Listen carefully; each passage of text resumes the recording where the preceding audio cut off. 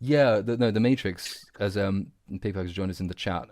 So don't worry, we'll be here for at least a little bit longer because we're going through film and what we hope to see from film. But the Matrix was absolutely abysmal. I mean, as I said, the video essay I did, it is probably one of the worst films I've ever seen.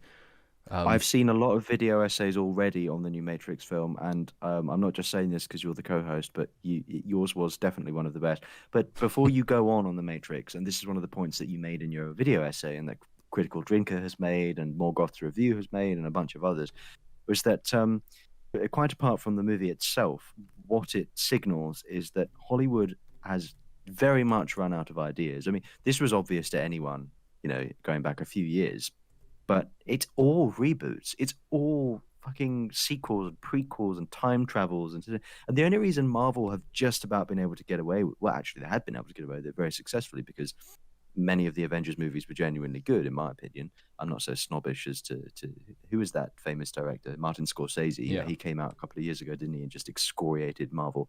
But no, I think some of the Marvel movies were really good, and I thought Endgame was a fucking masterpiece.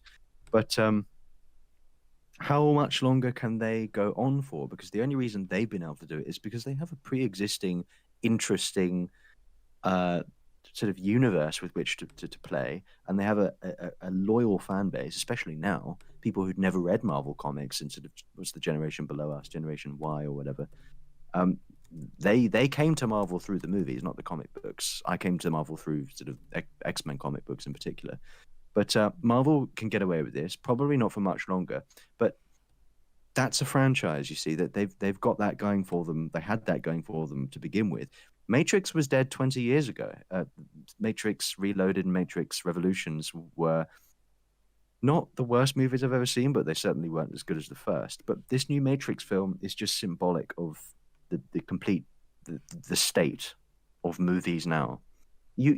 I've given up watching contemporary movies. Like the only ones I really want to see right now, which have just come out, which I haven't seen, is Dune and The French Dispatch because I love Wes Anderson. But apart from them and maybe the Coen brothers, I struggle to think of very many, particularly some of the shit coming out at Disney. I struggle to think of any director whose movies I look forward to anymore. If I want to watch a good movie, I will go on BFI and watch an old movie like 12 Angry Men or something. I just go back now. yeah, I sympathise with that, but no, there are some directors who Oh come out and yeah, do. sorry. And Andy Mouse 123 has said best movie of 2021 is Nobody. I think that was the one with the guy who played Better Call Saul. I haven't seen that yet, but yeah, I've heard that's pretty good It's because either that or it nobody has an answer. or nobody has an answer. Yeah, but just briefly, Nobody. And again, I haven't seen it, but I've heard a lot about it and I've watched lots of clips. It basically tried to do for John Wick style movies what the new Matrix movie has had tried to do for itself, namely comment upon that particular genre successfully. And Nobody did that really well, apparently, but The Matrix failed abysmally.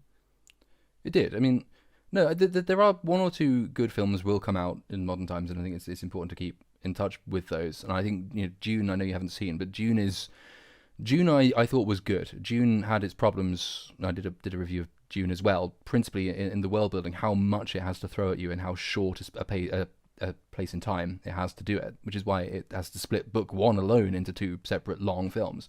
But June was good in the sense that I sat there and I got halfway through, and once you get over the huge numbers of new names and arrangements and alien sounding concepts that are thrown at you in the sort of that's the high sci-fi always has a problem with this. Once you get over that and the plot takes off, then you can start to admire, for instance, I mean, the visual. It's a stunning film. It's well acted. It's well put together. Most of the characters are actually interesting. But one of the things that really jumped out was that there was no sort of mass-produced, insufferable, quirky, chirpy Marvel brand humor that like every Marvel film has to have in it now. Everyone since Guardians of the Galaxy has done this. Um, Mm. that was one of the good things about it. It was a serious film and a serious sci-fi film, and it was well put together. And Denis Villeneuve, who's a French name, and I'm not going to pronounce it in the French because it's French and I'm English, and there are moral reasons behind that. But Oh Denis no, Villeneuve is a yeah. talented director. He clearly has he has this ability to marry the visual aspect with actually telling a good story and making you believe in the characters. There are a lot of directors who are really good with visuals and absolutely crap with story. Um, a Yeah. lot of films which are impressive visually. That's that Oblivion, the one with Tom Cruise in it, is a really beautiful film to watch, but actually the story is incredibly generic, and it's just a rip off of various other better earlier sci-fi films. So I mean, Dune I think that was a genuinely good film, and I'm looking forward to part two of that. I hope it starts a franchise. Yeah, Wes Anderson. Wes Anderson is always great, always worth watching. Yeah, The Matrix, as has been said here, it's not the case that you could have saved that film.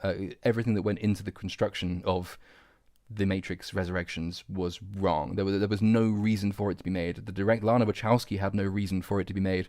There was She no was story to asked why tell. they made it, Yeah, wasn't she? and she went, She was asked, and she yeah, couldn't yeah, think of a fucking answer. use this in my review. Yeah. Wow. Yeah, it Wow. wasn't Okay. planned. It wasn't orchestrated in any way. No, I could have told you that. I didn't need you to Doesn't tell she me. just It's seem like a obvious. fake? Doesn't she just seem like a fake trans as well? I know lots of trans people and I respect them immensely, but she just seems like she's jumped on the fucking bandwagon because she's got nothing better to do. Possibly. I mean, it's not. I prefer not to try and delve into those motives in people, to be honest. But whatever else can be said of her character, the Wachowskis have not made an objectively good film since the original Matrix came out. Almost everything they've done since has either had good ideas and poor execution, or bad ideas with good execution, and Yeah, my never one both of exception these. would be Sense8, the series that they did. I thought that was quite good. It was Okay, I've never seen it. discontinued though, so obviously not enough people liked it, but I thought it had a lot of promise. No, but everything else they did, Cloud Atlas, V for Vendetta. Did they do Oh yeah, I Equilibrium as forgot they well? did V for Vendetta. I think they did Equilibrium with Christian Bale. I think that was a Wachowski film. I could be wrong. Yeah, she was too off her head to answer that question, quite obviously. Yes. Yeah. She's like, I don't know what you're on, but I want some of it. Well, all that hair dye must have seeped into her brain. It's possible. I mean, yeah, presumably that's dangerous stuff to inhale. Just very, very, very quickly, if I may, because I know that you prefer sci-fi on the whole to fantasy.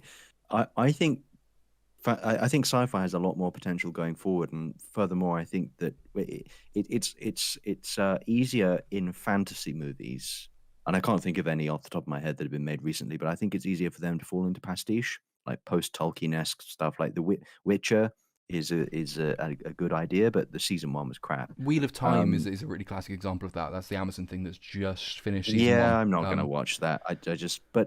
but the sci-fi stuff, I don't know if anyone saw 2018's Annihilation with Natalie Portman in it.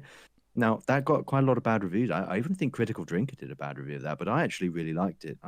I suppose what I'm saying is sci-fi has got more potential. It's easier to have fun with. And in the realm of animation, something that combines both sci-fi and fantasy, and I'll be shortly releasing my own review on this in the next like 2 or 3 days, is Arcane on Netflix. I thought that was really good, but I've interrupted you. I do apologize. No. I mean, Arcane. I've still seen just the first episode. I'm trying to think if I have seen Sense8. I think I might have started it and switched it off. I think a lot of people did the same thing. Annihilation it wasn't shit in the way that most films are shit. I think there's still problems with Annihilation, but at least it was relatively thoughtfully done. And I will take relative thoughtfulness at the moment, given that so many other films just have no thought behind them at all. The Matrix Resurrections being a good example of this. So there is that. On fantasy, obviously, in terms of looking forward to things, the new Amazon Lord of the Rings is due out this year, isn't it? Oh God, yeah. So just before you go on that, a friend of my dad's he was a location scout on the original Peter Jackson trilogy because he's a Kiwi, and he was asked to be a location scout for The Hobbit as well, but also for this new Amazon series. I think it was mostly in a sort of consultation capacity. But he texted my dad like months and months and months ago saying, just a very long heads up in advance. The upcoming Amazon Lord of the Rings slash Silmarillion series is going to be complete and utter shite. Because Tolkien wasn't interested in sex scenes and he didn't write Game of Thrones style books. He was a fucking pious Catholic who was interested in linguistics and etymology and so on far more than he was the story. I mean, I don't know what the chat thinks, but I think Tolkien was an appalling writer, but he had this amazing universe on which to play with.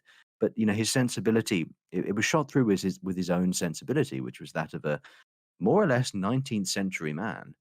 Um, Jeff Bezos himself has apparently had rather a lot of personal oversight over this. He told the directors or the producers exactly the kind of thing he wanted. He said, give Amazon a Game of Thrones." It's completely counter to the spirit of the Lord of the Rings and the Silmarillion. It is. I mean, there's a lot within the Silmarillion that you can play on. I mean, you can take that in many different creative ways, rather than simply because by its structure, the Silmarillion is a connection of disparate, shortish tales. It's very hard to use it as source material, and you can take that in interesting new directions. And I think you should take it in interesting new directions. The question is, what direction will you take it in, and will you Yeah. use it to affirm modernity, modern fads, the current, as a comment on modern politics, or will you try and explore it in ways that you would try and imagine Tolkien would have explored it in? When Peter Jackson gave, in the sort of the backdrop interviews for the creation of the Lord of the Rings, he said the one thing we didn't want to do was put our own stamp on it. We wanted to tell the story Yep. and the way he told the story. We didn't want anything from our modern world in it. We didn't want our modern preconceptions. We didn't want our modern opinions in this. We wanted to be as faithful to the books as possible.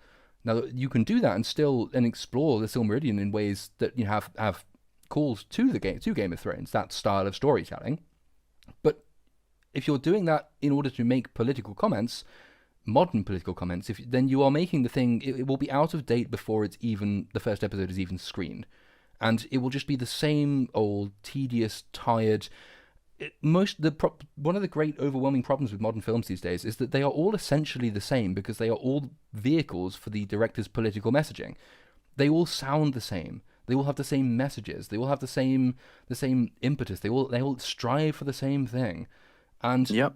But what was it you said in your Game of Thrones piece years ago when you were still at university? Was it tits and boobs and something or other? oh, There was like a triage, wasn't there? yeah, it was tits, Not cocks, and triage, seven kingdoms. tripartite. Tits, cocks, and seven kingdoms of sharks. That was it. That's basically the narrative construction of Game of Thrones. Sex position.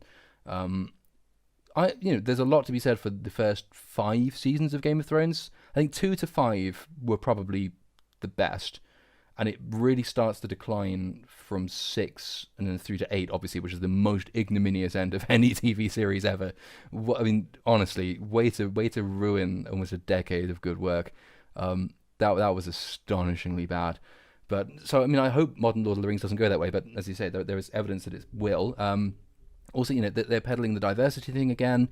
I'm all for diversity in films. Game of Thrones is a really good example of this. Game of Thrones is an incredibly diverse show, but Game of Thrones uses diversity properly. You're having It's got dwarfs in it. Also that, but it's a globe-spanning show, and so you have innumerable opportunities to include people of different racial backgrounds. Nevertheless, within homogeneous or autochthonous regions. So people of Dawn are from Dawn. You know that what the Dothraki look like. They come from an area of the world. They are obviously part of the same population. With the new Lord of the Rings, not only is Lenny Henry a black British comedian being cast as a hobbit, but he was very proud when he went out. Lenny Henry. Lenny Henry is the guy with the hotel beds. He's also like 6'7". No, he's a hobbit. And as soon as his casting was announced, he was giving interviews in the press saying it's really great. One of the things we're happiest about is that the new Lord of the Rings will be more diverse than the films were. Like the hobbits will be diverse. Now, I'm all for diversity in Middle Earth. Henry. Make the Rohirrim different than the Gondorians. Make the Gondorians different from the Elves of Lorien. Make the Elves of Lorien different from the Elves of Mirkwood. Make the Elves of Mirkwood different from the Elves of Rivendell. Do all of that stuff. But the idea of the Shire and of hobbits is that they are basically an English village. They are a sort of a quaint, old-fashioned, very homogenous. It's actually specified in the books that the hobbits do not want anything to do with the outside world. As far as is possible, they sent a small detachment off to fight in the first war against Sauron, believably, according to their legends. But nobody knows about them, what their fate was. There was only about 30 of them. But the Shire itself is deliberately cut off from the rest of the world. If you have a population in the Shire which looks like it's invited the entirety of the world into it beforehand, then it removes part of the character of the Shire. The same thing would be true, by the way, if you were to do any film set in North Africa today and deliberately make sure that 30% of the cast was white, 30% of the cast was Chinese, 30% of the cast was Japanese, 30% of the cast was Sub-Saharan African. You don't do that because people don't look at depictions of countries there and say, oh, the problem there is not enough diversity. That you only do that when it's something like The Lord of the Rings, and it's Yeah, and complete nonsense. this raises a very interesting question as well, because those of us like you and me who think that we should be colorblind as far as possible, unless you're, studying differences of, demographics and culture and race and so on in a sort of demographer's role, like, or an economist role, like Thomas Sowell. But those of us who think that in our day-to-day interactions, being colorblind is the done thing to be, um, we do, I think we are obliged to answer the charge of, okay, well, if that's the case, what is the problem with having like 20%, bl- you know, 20% of Hobbiton black?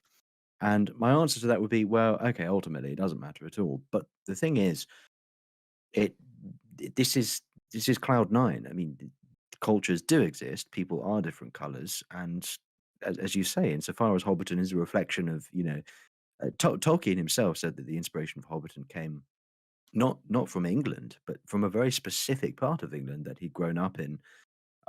After I think he moved out of Birmingham, the city of Birmingham, to some very small hamlet with his aunt or whoever was looking I'm after him and assuming his Birmingham sisters. became Mordor.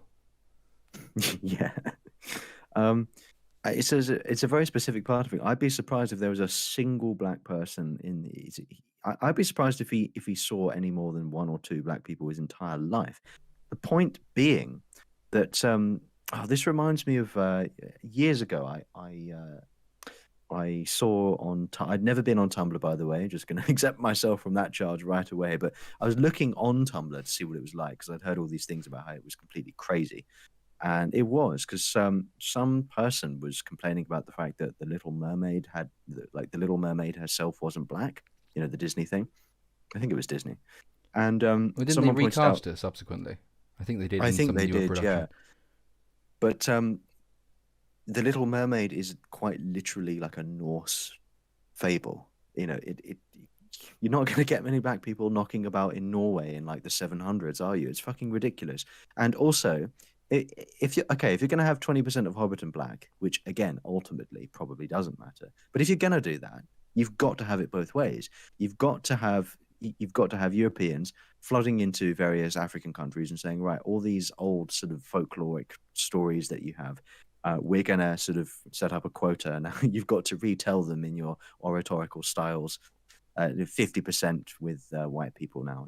It's just it's insulting. Yeah, I mean, one of the counter arguments is that in some that did used to happen. No, that's overplayed, but it did definitely used to happen. I mean, blackface was a commonplace theatrical production. You had white actors playing famous people from other cultures and countries all the time. Christopher Lee played Muhammad Jinnah, the founder of Pakistan, for instance. He thought it was his most Well, important when and white people turn valuable up, film.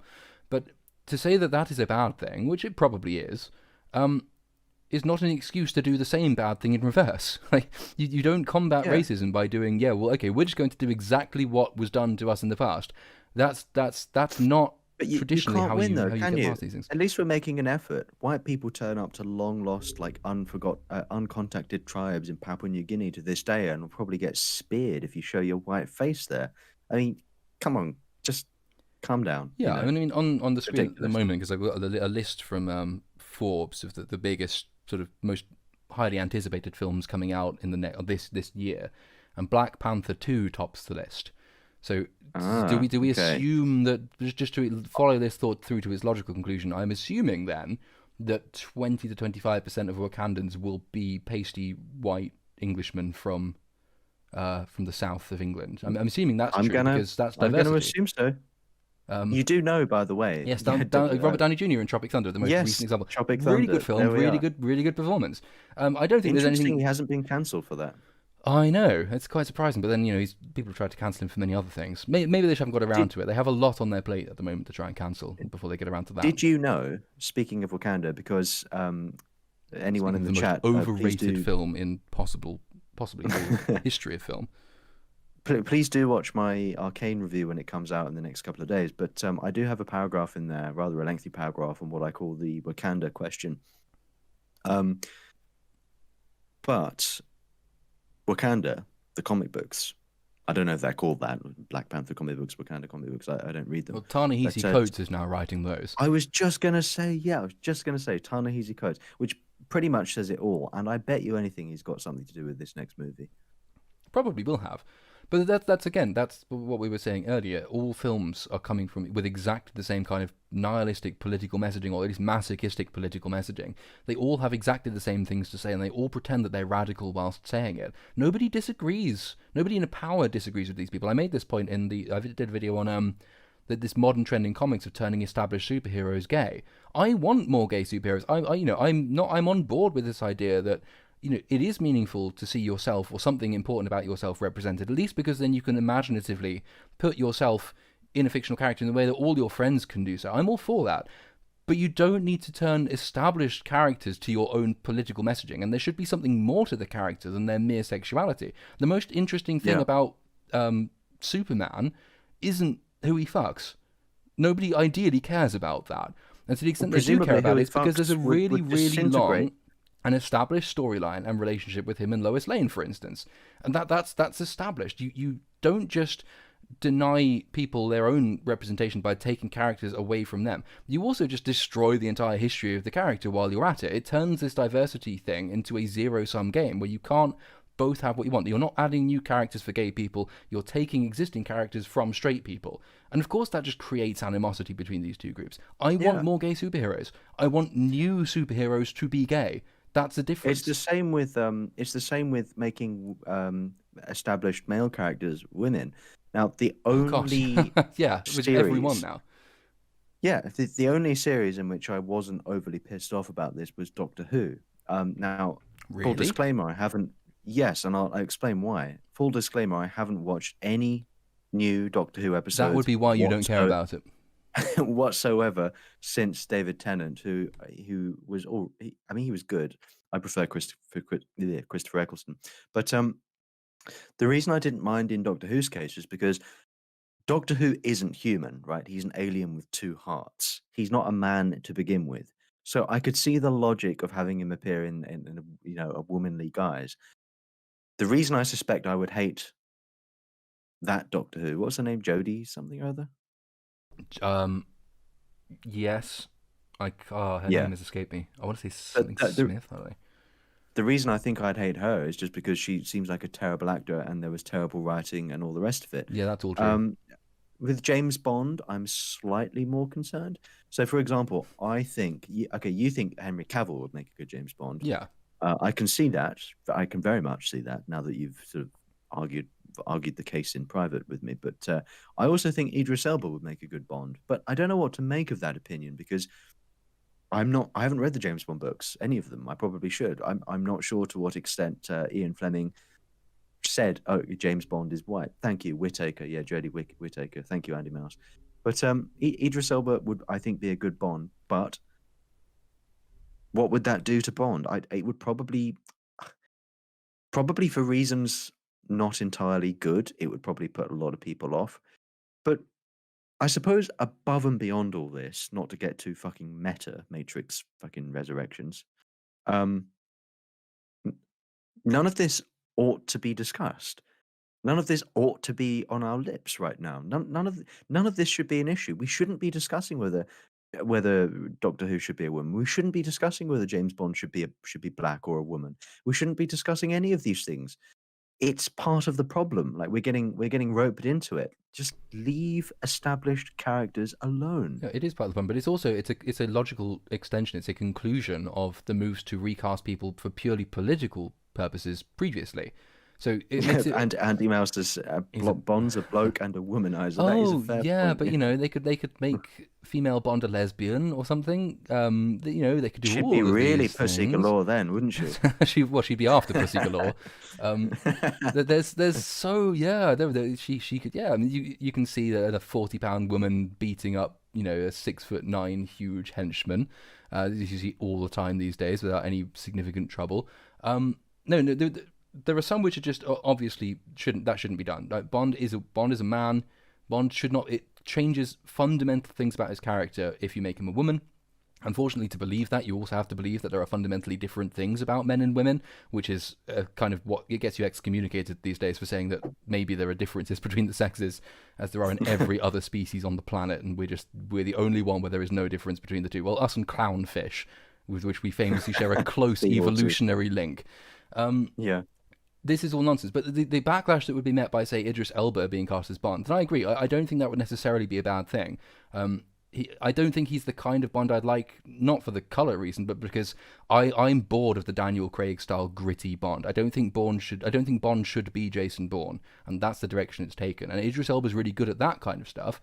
I wouldn't like the casting just for that reason. I think Bond should be more suave, should be more of the Sean Connery type, the Roger Moore type, even the Pierce Brosnan type. And I know he's not that well regarded, but he did the suave very well. That's kind of what Bond is.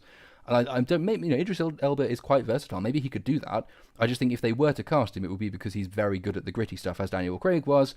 And I think I don't need that from James Bond. But the problem is, if he were recast as Idris Elba, you would get people objecting to it, and maybe those reasons for objecting to it would be wrong, but they would be completely understandable and explicable, because in every other aspect of media, you've seen recastings done for purely political purposes, to make a purely political point. People who don't care about the stories they're going to go on to write, just about the message they send by the casting. And so that just invites a reaction against any recasting whatsoever. And that's, again, one of the many reasons why this militant kind of faux diversity, because it's not real diversity, all it is just an attempt to monopolize. It's kind of a intellectual colonialism of media by a specific set of the metropolitan elite. That just breeds a backlash, and an understandable backlash. And backlashes, unfortunately, will quite often encompass targets which shouldn't be targets. They're collateral damage. And Idris Elba being cast as Bond would be collateral damage, I think. But I understand why that damage has been done in the first place, and it's not by the people who would be rejecting his casting. But as far as speaking of recasting, obviously on the list from Forbes, we've got obviously Wakanda Forever, the Black Panther, the Spider-Man Across the Spider-Verse, which is the animated one, isn't it, with Miles Morales. And again, I don't really have a problem with. I think Peter Parker is Spider-Man, but I don't have a problem with the Miles Morales character at all. Because it's set up as a new, interesting character with a story to tell in its own right that fits into the broader universe. That's all fine. The Batman is coming out. That's recast fairly unimaginatively with Robert Pattinson. But then you get Thor: Love and Thunder, and I think Natalie Portman is basically taking over as Thor in this film. What? Yeah, that if you see the promotional posters, she's got the helmet. I think she's wielding the hammer in one of them. She's got the power. Thor is still in it. But the implication would seem to be that she's taking over the mantle, or at least temporarily taking that mantle. Natalie Portman she's quite a good actress. But do you look at Natalie Portman and say, yeah, that's a Norse god? Well, I look at Natalie Portman for other reasons. Yeah, but look.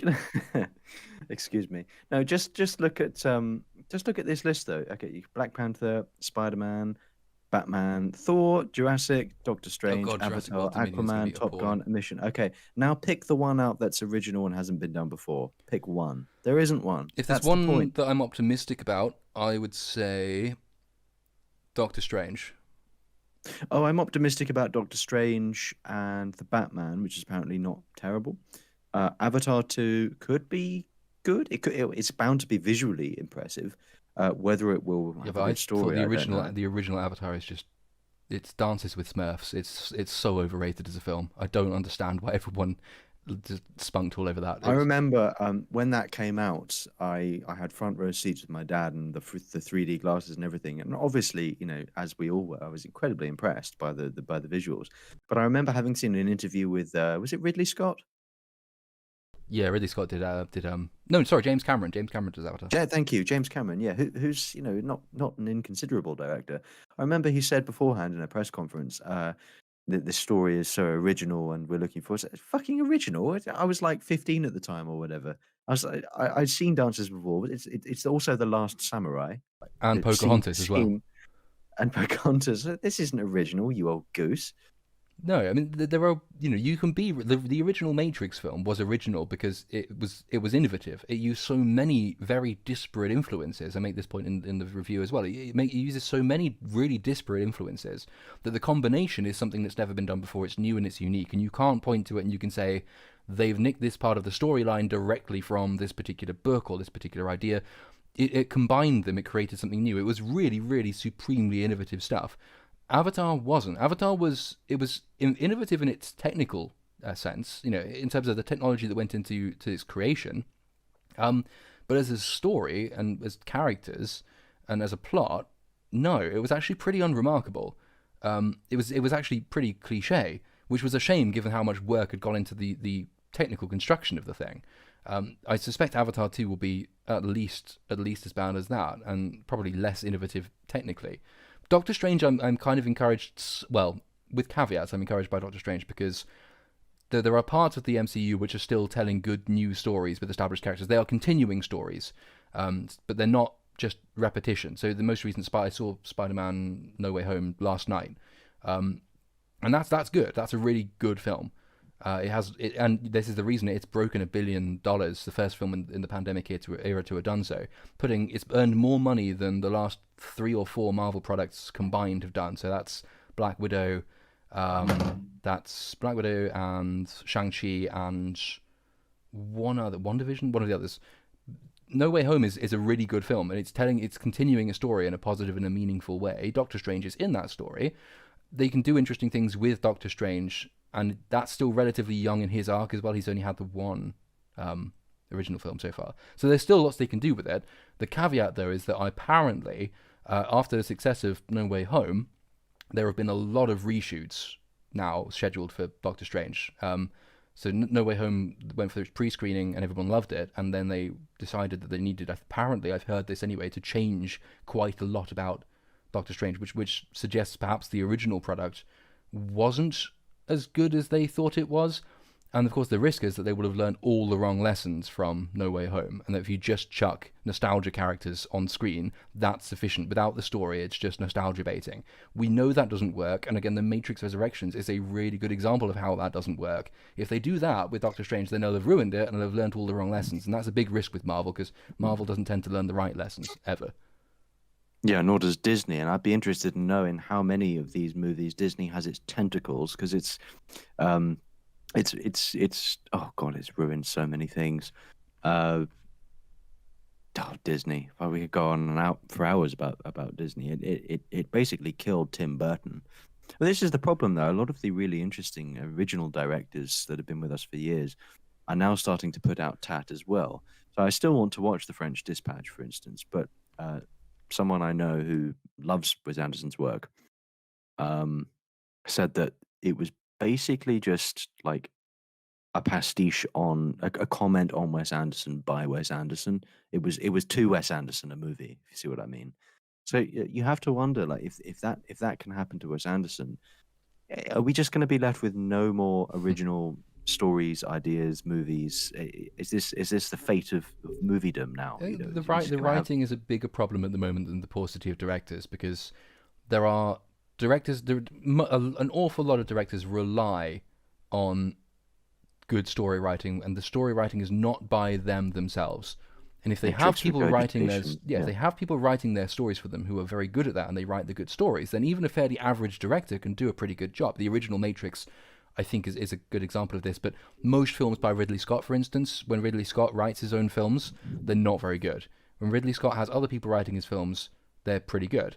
So that's the difference between the original Alien, for instance, or even Kingdom of Heaven, which was all right, and the most recent ones in Prometheus and Alien Covenant. The supreme example of this, of course, is George Lucas. George Lucas is a fantastic concept guy. He's brilliant in terms of the overall story direction and the ideas that go into it. He is an abysmal writer. He wrote A New Hope, which is probably the only film he's written on his own which has been any good at all. But Empire Strikes Back was written by other people, more interesting people. Lawrence Kasdan, for instance, was brought in, and he had the big say in the direction the script took, which is why Empire is most fondly remembered. George Lucas exclusively wrote the prequel trilogy, which again is why the prequels, what's good about them is the ideas behind them, and of course the technical construction in terms of just the visual production that goes into it. They're visually and impressive Jar Jar films. Binks. That's exactly the point. That's exactly the point. George Lucas, that would not have been allowed to exist if they'd had Lawrence Kasdan writing that film. Having said that, it's because Jar Jar Binks was meant to be a Sith. No. Yes, he was. George Lucas is a really good example of a director who needs other people behind him to tell him when to stop and what to do. and let him bring the vision onto screen, but for God's sake, put someone else in charge of creating the actual dialogue within that vision, for instance.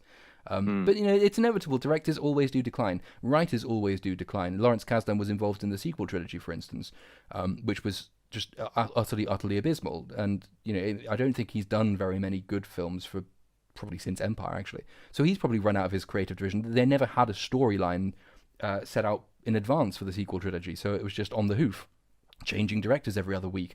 It just didn't work. And the directors are the same. Ridley Scott was innovative back in the day. Everyone runs out of steam eventually. I think Ridley Scott, he's in his 80s now. He's probably gone. James Cameron arguably is the same. And maybe Wes Anderson too is getting to that point. He's got a really distinctive style. He's really unique. But he's got to the point where it's acceptable for him in his own mind to be self-referential, maybe because he doesn't really have anything new to do. So that decline is inevitable. We have to let go of these people eventually. But then there are one or two good newish directors coming around. I think again Denis Villeneuve has promise as a director. I don't think he's been around that long. And is it the Russos who did the Avengers, the main Avengers films, and James Gunn who did Guardians of the Galaxy, and Jon Favreau, who's responsible for The Mandalorian, The Book of Boba Fett. He was responsible for the original Iron Man. Basically anything that's good that's come out of Disney has come from Jon Favreau. And he still seems to have a lot to offer and needs to be in a much more prominent role in Disney if they want any of their products to be successful ever again, would be my contention. But no, I think we've covered all. There's no other Marvel films coming out because they've pushed back a few. So the new Captain Marvel film was going to be out next year. That's going now to 2023. And Guardians of the Galaxy as well has been pushed back, I think. And then the new Ant-Man film was pushed back to 2023. So yeah, I mean, I'm not looking forward to the new Captain Marvel film. Well, I'm looking forward to it just because it will be. First. Oh, you should, just because it's the most tone deaf film I can think of in existence. That they erect this hero, this beacon, icon of modern feminism, and by virtue of being a beacon and an icon of modern feminism, she is basically a villain. She is the least likable hero in modern film. She's just evil and nasty, and it's yeah. I mean, I'm looking forward to it in a hate watch sense. I don't think it will be a very good film itself. But no, there's no, apart from the ones we've discussed, there are no other Marvel films, I don't think, next year. Well, I have developed over the last year or so a love of Japanese and South Korean cinema, particularly South Korean. So I think in 2022, I personally will have my eye on South Korean movies. Yeah, are they doing another? I know the cliche example is Squid Game. Are they doing a second season of that? Oh, undoubtedly. It proved to be one of the most popular things Netflix ever put out. I think it's the most popular, in fact. Have you seen it yet? Yeah, I have. Yeah. Yeah, it's fantastic, isn't it? Yeah. It's brilliant. It's got brilliant acting, really good story arcs, great writing. Terrible voice acting. Oh, I watch with the subtitles. Obviously you do, but if you watch it with the dub is famously bad. I don't watch anything with the dub. No, but sometimes it's good for comedic purposes. I'm sure. I thought no, Squid Game was good. I think Squid Game really benefits by comparison, though. It's good because everything around it is shit more than it's good in its own right. It's good in its own right, obviously, but it's not. It's not really that. It's not groundbreaking. It doesn't do very much new in film. The story is a good one. But it's also, you get the point from episode 1, and then it labours that point. It's testament to how well it's put together. It's still an enjoyable watch, but I do think some of its reputation is just because finally here is a thing which is not shoving its politics down your throat, and so by default we must like this thing because everything else is pushing its politics down your throat. Yeah. Well, I'm thinking more in terms of with South Korean movies, Parasite by Bong Joon-ho. Which I think that won an Oscar in the end, didn't it? That was the first big breakthrough that South Korean cinema had in the West. I think it's certainly at that level. Have you ever seen Parasite? I don't think I have. No, not yet. It's on my list of things I need to see. I've seen many movies. That is in my top 5 that I've ever seen in my entire life. High praise. It's funny, it's tragic, it's scary, it's arty, it's everything you want a movie to be. So yeah, I've got my eye on South Korea. But from things closer to home, obviously season 4 of Stranger Things is finally getting its debut next year. I think it's early next year. Oh, that had better be better than season 3. Oh, season 3 was not good. Season 3 was. It wasn't the worst thing I've ever seen. Oh, but it was so tired. It was parodic. It went entirely for the cheap laughs. And original Stranger Things, it was relatively subtle with its influences. I mean, obviously, the whole point was an element of nostalgia, but it used them in creative ways. So the plot analogy with Dungeons and Dragons was quite well used, and then otherwise it invited you just to live within the 80s once again.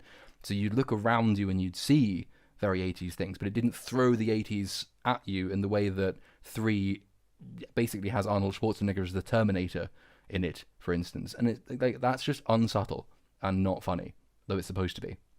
It was 3 was disappointing. And there's a Game of Thrones spin-off. Is it that I want to say the House of the Dragon? Something of the Dragon coming out. Yeah, I don't think that's going to be very good. No, I mean I've not ever read Game of Thrones. And I think it is based on, again, it's based on one of the, I think this time wisely it's based on one of the books George R.R. Martin has actually finished. But I just don't, I cannot foresee Game of Thrones recovering from what it did to the fans with season 8. I just don't think anyone will go back to that and say, yeah, I mean, I'll give this another go. If you've fucked up that monumentally, why should you? I mean, I probably will watch it because I watched, well, I have to for this channel. I watch everything. But no, I don't foresee very much good coming of that. But then there's I think Kenobi comes out, the Star Wars series. There's a couple of Star Wars series. It could be interesting. Yeah, they've got Ewan McGregor back for it, and Hayden Christensen is back as Darth Vader, which, depending on how they do it, either will work or really won't. Because if they meet again, then it's sort of, there's that scene in episode 4 when it's implied that they've met for the first time in a very long time. And it would slightly cheapen 4 if they meet in Kenobi, which isn't set that long previously. But yeah, again, one of those ones to watch. The Mandalorian I thought was good. I mean, it wasn't groundbreaking, but the point of it was not to be groundbreaking, as I said in my review of Book of Boba Fett, or preview of that. Optimistic for the Book of Boba Fett as well. But I don't know yet. But that's mostly because Jon Favreau actually likes Star Wars. But no one else they've got working on Star Wars does like Star Wars. So I don't know if he's doing a Kenobi or not.